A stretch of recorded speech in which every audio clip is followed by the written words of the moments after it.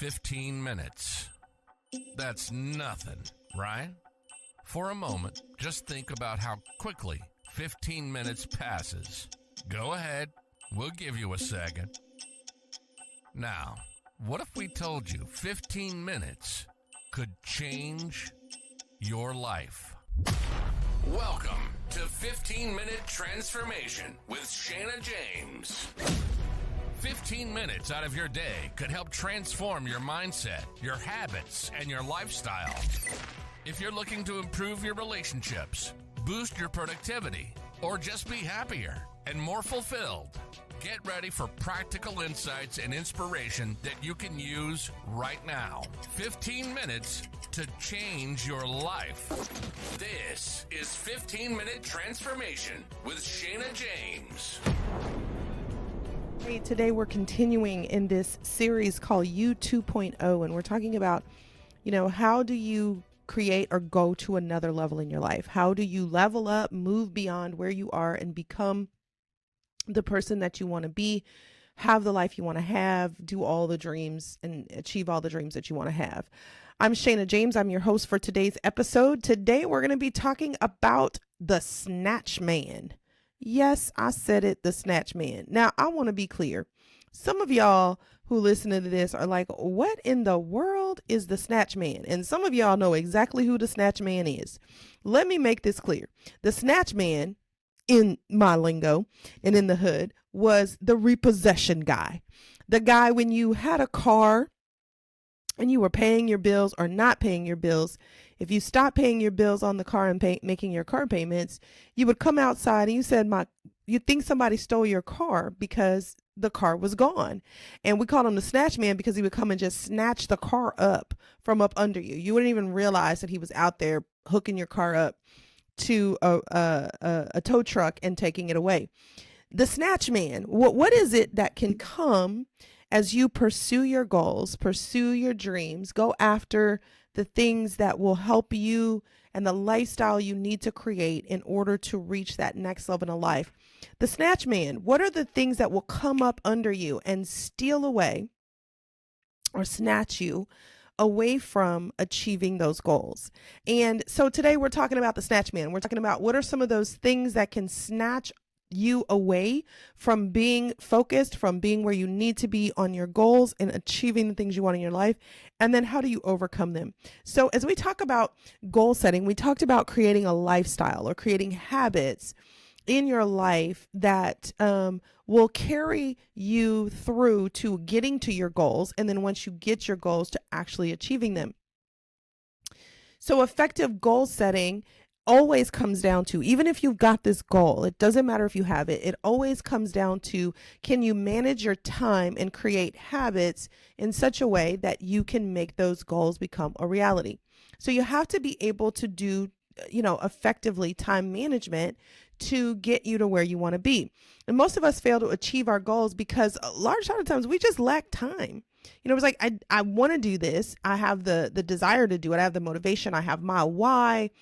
I've written it down, but then I struggle because I don't have the time that it takes to put into making this happen. If you've said that and the Snatch Man's been getting your time, I'm going to free you today in 15 minutes from the Snatch Man. And I'm going to get some time back in your life, some much needed time in your life to be able to achieve the goals and put the time you need necessary towards the activities that will help you reach your goal. Now, let's get started. I want to say this to you, that time management is huge. And people, when we think about it, I like to say this, time can't be managed. Time is uncontrollable. It's just going to happen to you. You can only manage yourself and how you utilize the time that you have. And that's going to help you to achieve great time management. And so maybe the term is not time management, but it's actually self-management. So for effective self-management, or managing the time that we do have, because you know what, we can't add any more time to our life. Even the most wealthiest people in all the world can't get another hour out of the day. Y'all, we got the same 24 hours as Bill Gates. We got the same 24 hours as Oprah Winfrey. We got the same 24 hours as Steph Curry. It's what are we doing with that 24 hours that's really creating the transformation and helping us to become the people that we want to be, you 2.0. So for effective time management, we need the ability to plan, to delegate, to organize, to direct, and to control every aspect of our life. So there are things that are happening in our life that we have to plan and control. Now, some things are just going to come up, but some of the stuff, y'all, we just giving in to whatever just happens. And I call these the snatch mans, the time stealers. So today I want to identify these time stealers for you, these snatch mans, and then I'm going to tell you how you can overcome some of them. Like, we have interruptions. For instance, maybe the telephone rings, right? You've decided, I'm going to go into deep work state. I'm going to get stuff done. And then the phone rings and you've got to answer it. Or someone walks into your office, or you get a meeting that gets scheduled automatically. Or for those of you who are working from home, your kids just walk in, you know, maybe they're off for the day, or you're homeschooling and you're working, and they're coming in and they just keep interrupting. Maybe it's something that you've said that you should have had somebody else do for you, right? Or maybe the interruption is a procrastination and not being able to make a decision. But these interruptions, these time snatchers will come in and, where you maybe have been working really strong on the task you were looking for, they come in and they rob you of being focused. They rob you of getting things done. Maybe it's dealing with other people's issues or problems that sort of just pop up on you. Or, some of the time snatchers, the snatch man comes through crisis, sickness, or you've got injured, or a family member gets sick or injured, and you've got to drop everything to go and take care of them. Or maybe it's a car accident, or it's something that comes up that was unexpected. Those time snatchers, you're kind of like, okay, I get it. But then there's other ones where time snatchers come because we haven't communicated well. So now I'm taking time to try to figure out how to do this over and over again. Or I don't have clear objectives and priorities. So I'm going through and I'm just working my way through a lot of different things that aren't making a lot of sense for me, and it's wasting my time, or just simply not planning well. You can also have the snatch man come and take your time because you're stressed, or you have anxiety, or you're just really, really tired.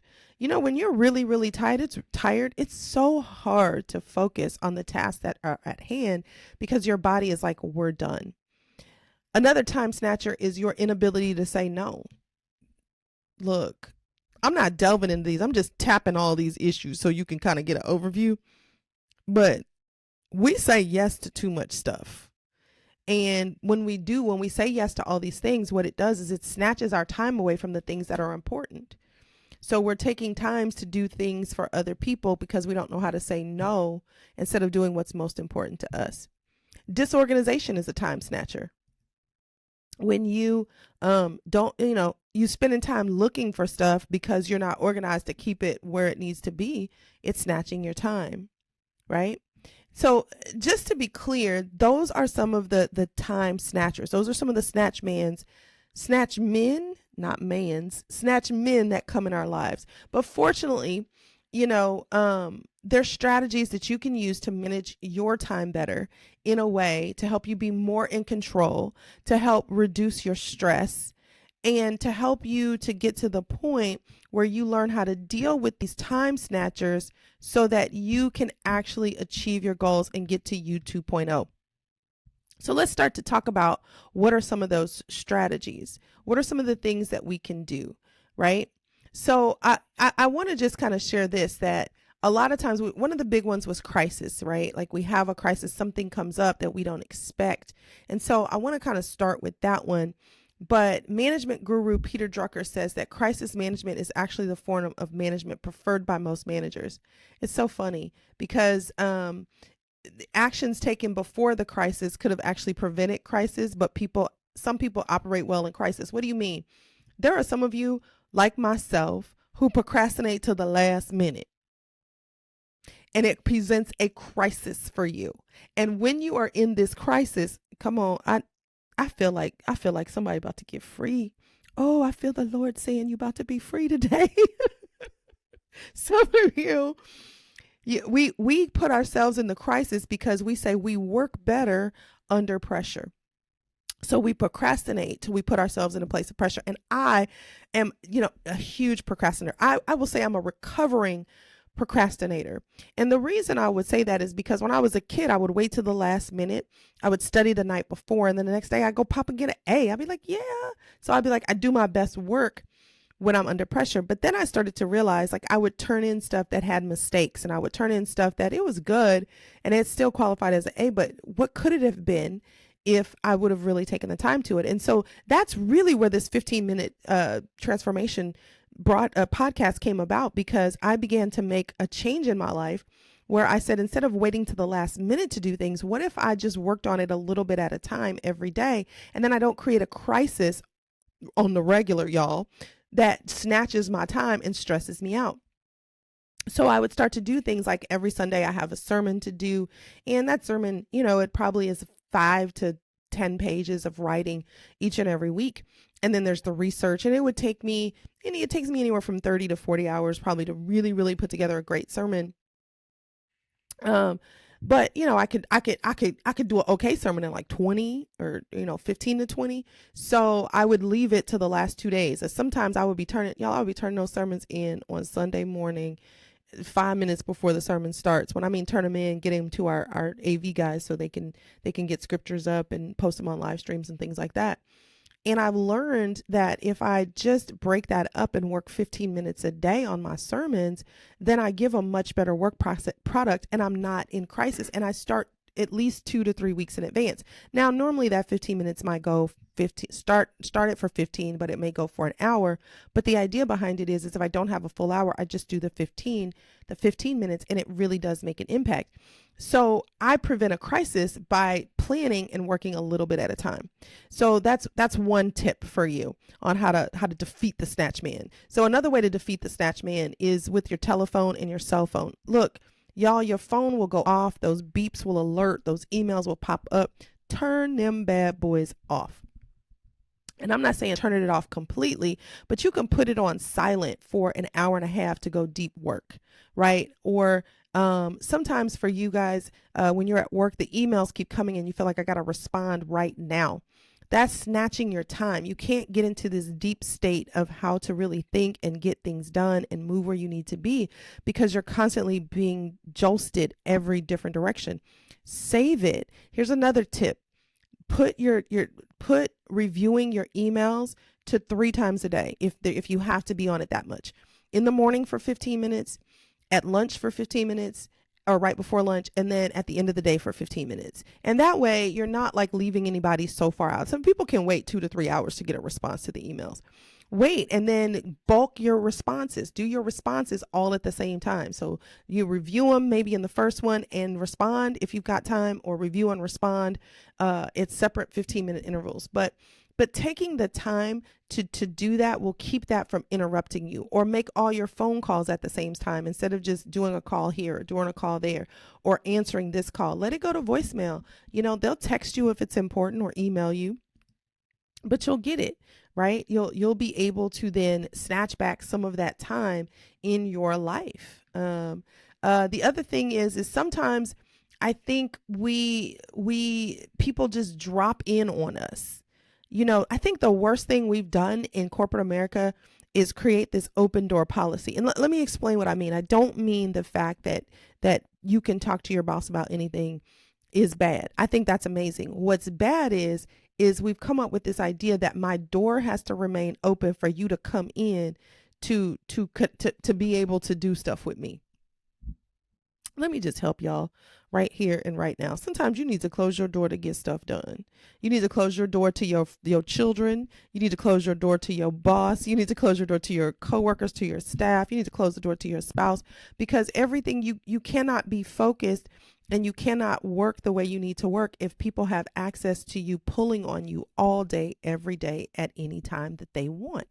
Your emergency does not constitute an emergency on my part. Poor planning on your part is not an emergency on my part. So close the door and schedule time. If somebody comes in and say, hey, you got a minute? Then what you need to do is just say, hey, you know what I can do? I don't have a minute right now, but if you just can come back at whatever time you have available, or if you could schedule a time to come talk to me, that will really help you.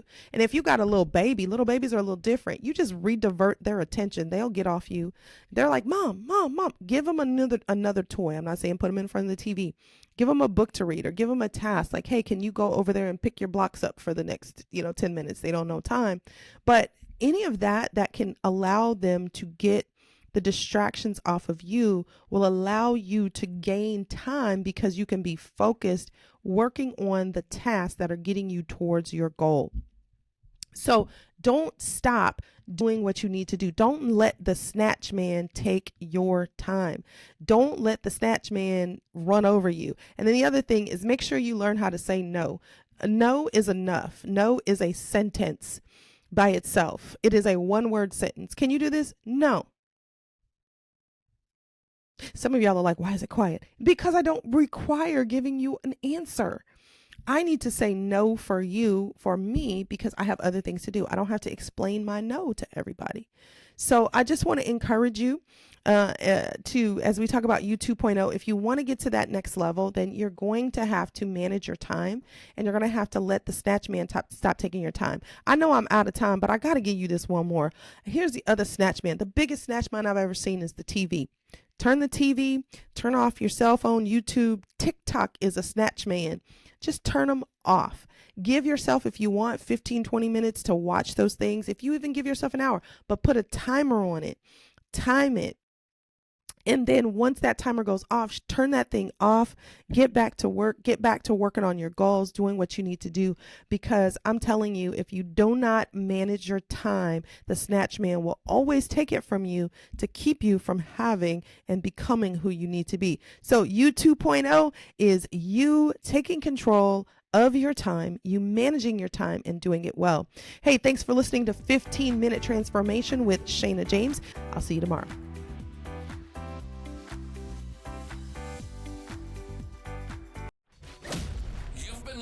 To 15-Minute Transformation with Shana James. If you take 15 minutes of your day and use it how Shana recommends, you will change your life.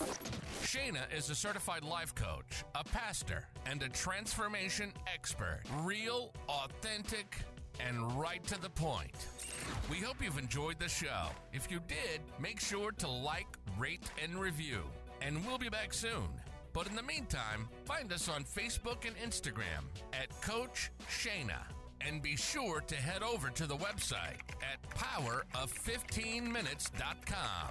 Remember, if you do something for 15 minutes for 1 year, at the end of the year, you spent 100 hours on that task. Powerful. See you next time on 15-Minute Transformation with Shana James.